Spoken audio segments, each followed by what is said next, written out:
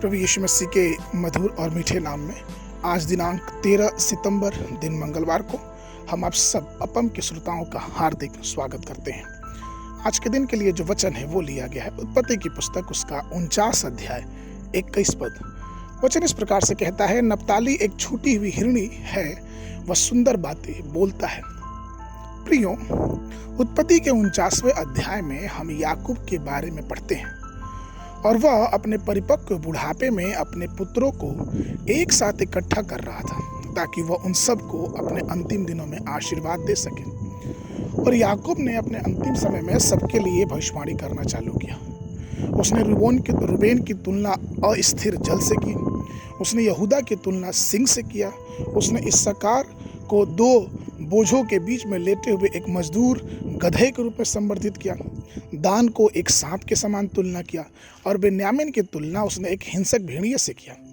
लेकिन जब उसने नप्ताली के बारे में बात कही तो उसने सकारात्मक मुंह खोला और उसने कहा कि तुम खुले हुए हिरण के रूप में बुलाए गए हो।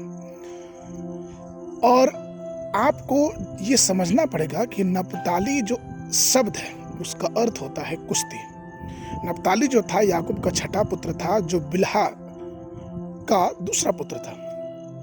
जब याकूब मिस्र को गया तब नप्ताली भी अपने घराने समेत वहां गया था।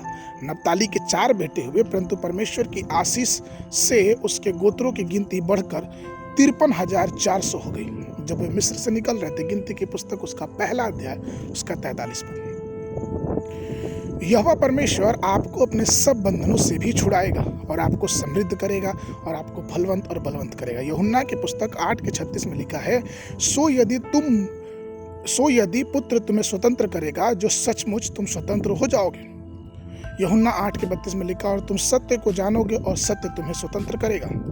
दूसरा कुरिन्थियों की पुस्तक उसका 3 अध्याय 17 पद में लिखा है, प्रभु तो आत्मा है और जहां कहीं प्रभु का आत्मा है वहां स्वतंत्रता है। हमें और आपको पता होना चाहिए कि हम छुड़ाए हुए हिरण हैं और यहोवा हमसे अपेक्षा करता है कि हम उसकी स्तुति और उसकी आराधना करने के लिए सुखद शब्दों का प्रयोग करें।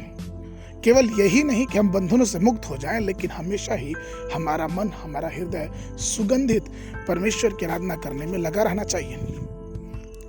याकूब के परमेश्वर के द्वारा अभिषिक्त यिशै के पुत्र दाऊद जिस प्रकार परमेश्वर की आराधना और भजन मधुर गीत गा के करता था, कनान देश को बांटते समय यहोशू ने इस्राएल की तराई में लेकर गलील तक नप्ताली को बहुत बड़ा भाग दिया। इस्राएल की घाटी युद्ध के मैदान को संबंधित करती है जहां अंतिम युद्ध होने वाला है।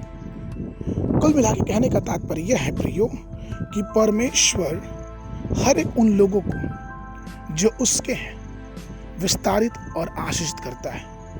अगर हम छूटे हुए भी हैं, जैसे कि नप्ताली को कोई ज्यादा विशेष ध्यान नहीं दिया, लेकिन परमेश्वर ने उसका ध्यान रखा। इसलिए आइए हम अपने बंधनों के युद्ध में तैयार रहें और परमेश्वर के नाम से आगे बढ़ते रहें।